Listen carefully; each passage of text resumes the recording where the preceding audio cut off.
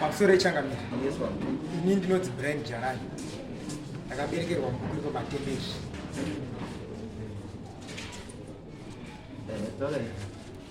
Nyaya yandiunza pamberi pedare. Inyaya yemhosva yekupambwa pamusha pababa vangu. Pane makondiwa andakakura pandakaberekerwa, pane makondiwa andakaona achiri pababa vangu. Ndiyo nhau yekutanga ine nyaya pamberi pedare. Chizotsanangura nhoroondo yekubereka kwavana baba vedu.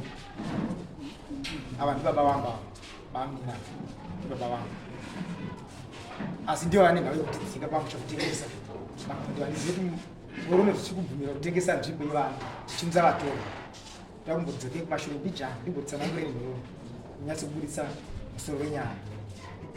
Pamusoro baba vangu vachitengesa patinogara. Pane dongo ramai vangu vakafira baba vangu. Ndanga ndakura ndichiona chirima apa ndinoshanda kuHarare town border team. Simba wako katengesa kutunza vanhu vakawanda wanda. Pane zvidhina zvangu. Takumbodzoka kutsanangura. Mamusoro echangamira. Izvi chakunyauda ero. Tunyauda ifu yechi. yeMunda yawataura kuti minda yako yavapawo kwekuti ase ndiri kutengeswa. Ndopatinonyanya kudai pavhosha tise chikuda chete. It's just for you to prove kuti zveshuwa munda ndewani. Iwe ndobada kudzokera mashema. Yes. Saka iwo wati minda ndeyenyu ndiwo makakurira minda yababa wangu. Yes. Then awa ndiwo baba munini. Ndiwo munini. Sabo. Ari baba munini ari sabo. Ari sabo. Ndiye wauri kuaccuse kuti ndiye akatora minda iyi. Ndiye vakatoisa vanhu pamberi pemunda mababa vedu. Imomo vanoti muningi nakawaka pamusoro papo. Paiva nedongo vakafira baba. Vakafira futi baba mukoma wavo vakachemberwa imomo. Ndikanzi kusasa waka vachera pamusoro. Ini pangu pane pamberi ndopane zvidhina pasasa pamusoro. Muningi nawo mwari kuSouth Africa vakangodaro. Ndinozvira baba vedu ravo vanaro. Vana bamunini vamari zvavangomira futi. Ana sekuru edu vangodaro rasekuru nevana vavo zvakangodaro. Saka kana Mamsoro changamira. Mamsoro ivadare. Regai itore mupfupi. Vana vanonzi vana jarai ndiri mukonye. Ini nyaya yekutengeswa kwemunda ndinoiziva. Munda vakatengeswa namai vangu nababa munini asara ndiripo ini ngevekundirapisa usiri wavo. Ndakabva kokwaritwa musi wa9 Mei Cancer. Ndo yakafosa vanhu kumhanya kuti hapana mari mwana wazobatwa kenza tofunga maronda akumazi. Mai vangu atori nechigumbu nevana kuti munozotanga sei kuenda kumatare usati matibvunza munhu uyu uri apa ndiye aunza nyaya kumatare. Ndini ndakamurwera huko kuti ndoko wakugara. Munda waigara mai uri pazasi pake. Ndaenda naye kumatoro ndikati kune pisi nei fana uirima mukoma kuchauya. Ukabuda mumapisi ekumatoro pane munda uri panze wairimwa nababa wako. Kumwe kwese uku kwakusikabatwi. Ndagara kudaro vana mai vakadisikasa wega. Mwana wetodini hatisina option. Ndakaparitwa about 7 times.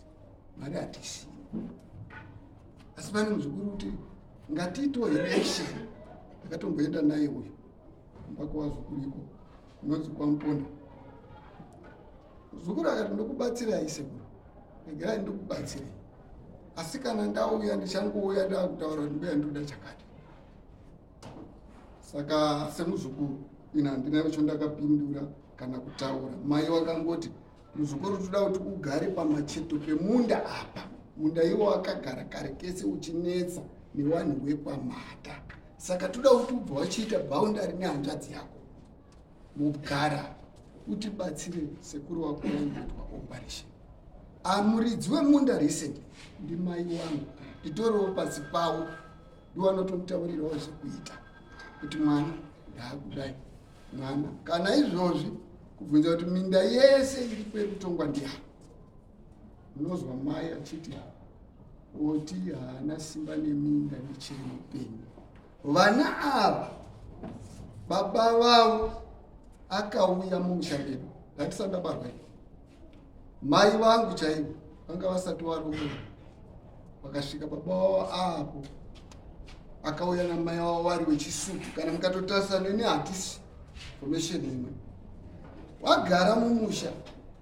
Baba vangu anga aine chiki, mai vake vari mbuya vavo vaidai vaifamba wakaroora, aibva angosiya adhamba mwana uya kuna mbuya, aibva aenda Devi sitarapiwa uya.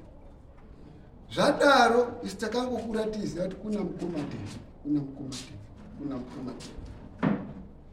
Tichikura madzikoma ese akafa, ndine lodi yewana iva. Ukamubvunza ndiye mukomana mukuru kuti pane pawambobatsira here vana vadhiki kuendesa kana kuchikoro kana kupa chikafu? Hapana. Wana wabhenji pane pawambovabatsira here kusvika nhasi? Hapana. Inini am struggling. Munhu akanovapa mazano ndiye munhu akandiuraya kudai. Ndandiri kutomuda mudare munhu. Munhu aida kutondipedzisa here. Ndakaita here, ndaifamba Changamire, ndiye ari kufamba nawo. Mushamangu ndakati handimudi. Vanouya vachipanana mazano avo, havatauri nenini. Mai vangu akati tambira vana, havasi kumutaurira zviro zviri pagiraundi naBabamunini kuti kuno kutanetsana. Mai vaitopopota kuti haumisi wanhau ndakati waise chowarida kuisa. Munda ngewangu ini, wakapiwa nani munda wacho? Uyu ndiyo ndakapa munda. Padongo ramai acho ndiwo pandakasiyira ndikati mukoma dzimwe nguva uchazouya. Wakafonerwa wabva Harare, hagari pamba. Baba wavo akavatora, uya anga aine 2 years nga 3 months, uya aine gore, akaberekwa 92 uyu. Waibva wangoenda, aibva atorwa kuenda kwaSaburi. Mai wavo aiti kana ari mumusha medu aiita unga munhu aidzova. Baba aibva angotorwa aenda kuuya. Ndini ndadaidza vana, wandadaidza ini ndine matambudziko angu Changamire, ndiri murwere. Mai anopa decision nemhuri dzimwe nguva ndinenge ndisipo. Zvinenge zvarongwa nemuridzi achiri kutonga minda handina simba nazvo vaChangamire.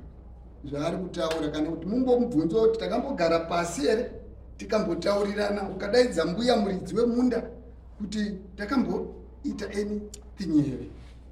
Inini ndiri mukoyo, ava ndijarai. Chikonzero ngechekuti baba mukuru, baba wangu inini ainzi Tiki, baba wabereka baba wavo ainzi Phineas, kobva kwauya Reji, kobva kwauya Dhani. Madzibaba ese aya akazi mwana wauya naPhineas usamutore sechitupaba, handizi kuti ngewani before ndisati ndafa. Akanopotera kuhamba kwajarai kuti zvinondoraramawo here ndisina chitupa.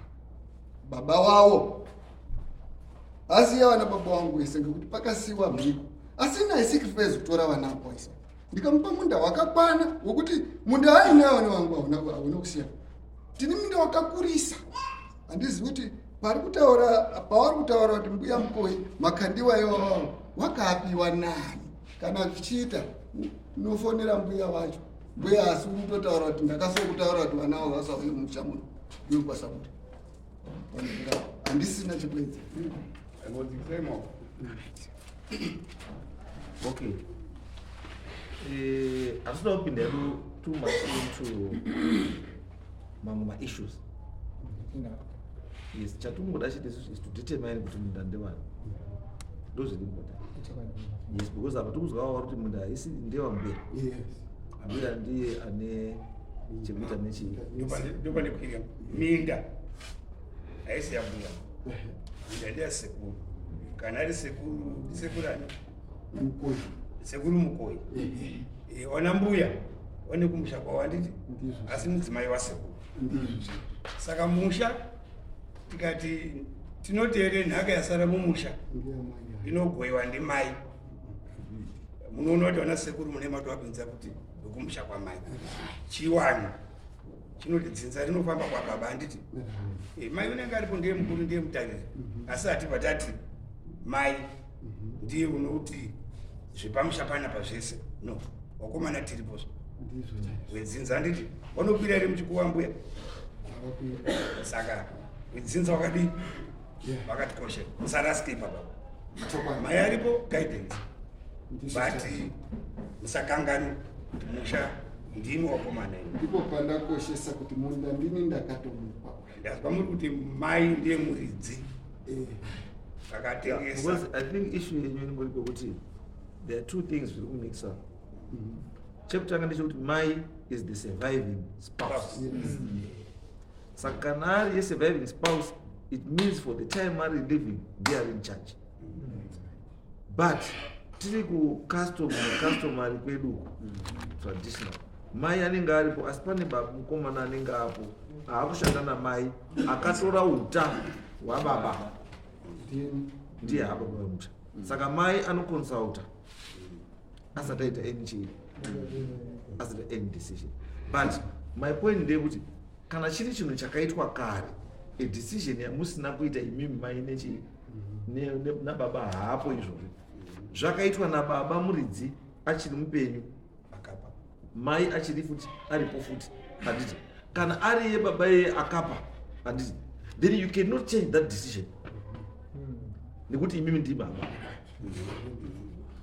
Ndoba nenyaya yangu baba, you cannot change that decision that was made by your father just because imimi ndi hapo.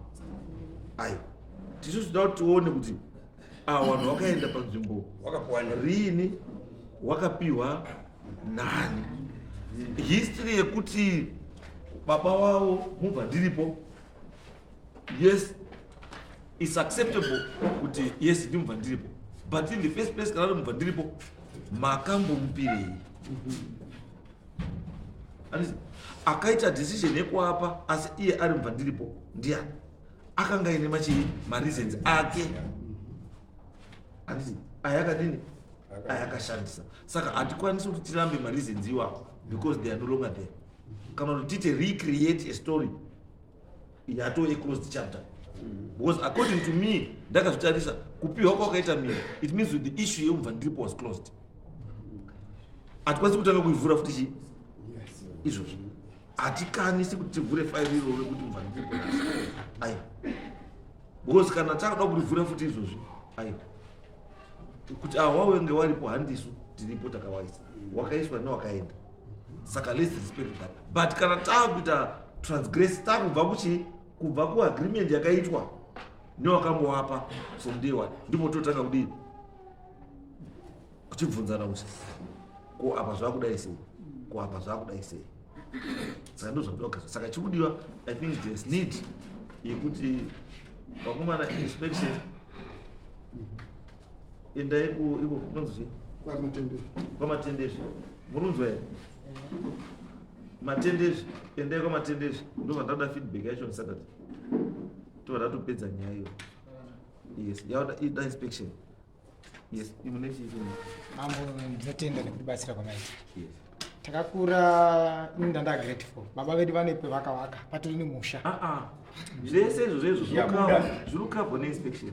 Inspection vari kuuya apo kumwana chakupa izuva rekuti musi wakati ndo patiri kuuya, ndo pamuchatora zvese muchiratidza kuti dongo redu iri rasekuru iri ranhingi iri ranhingi iri mugano wedu ndeuyu.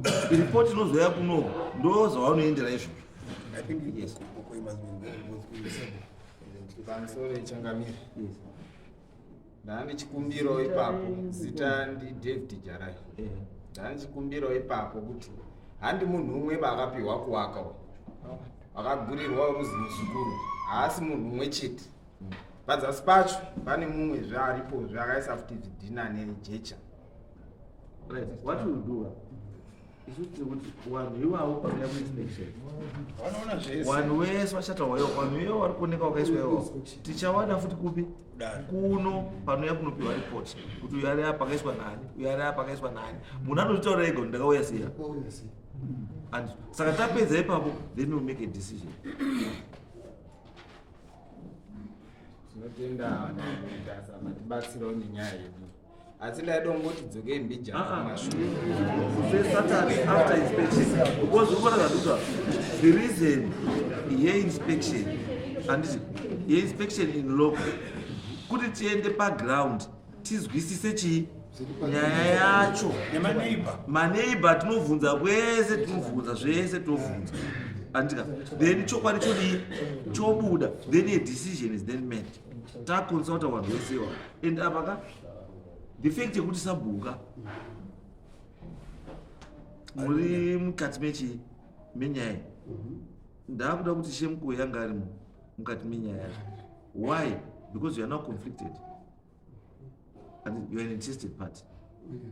Yes. So handichateereri maningi zvamunotaura because you are an interested party.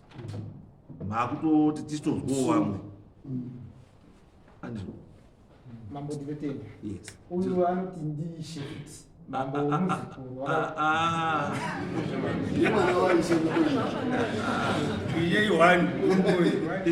Izwa zvinoita mambo. Ini ndiri mambo Mutasani. Asi wese muri kuona wese chimbadzwa chimuriwo chivese madzimambo esa akangona kana even mwana wamwiri ndandozi mambo because baba wake ndiri mambo auyi baba wake ndimukoi ndishe saka iye ndishe patona baba utimuru tichauya naye ndosanuka no mamwe matitles atinopana ndoichishona nditotoziva kuti ndishona tikataura kuti chakati tiri kuti yes tikaenda kubritain muzi Prince Charles, Prince William, Prince Harry. Say Prince William na Harry waizonzi Prince. Baba Charles ari Prince. Huh? Right, thank you.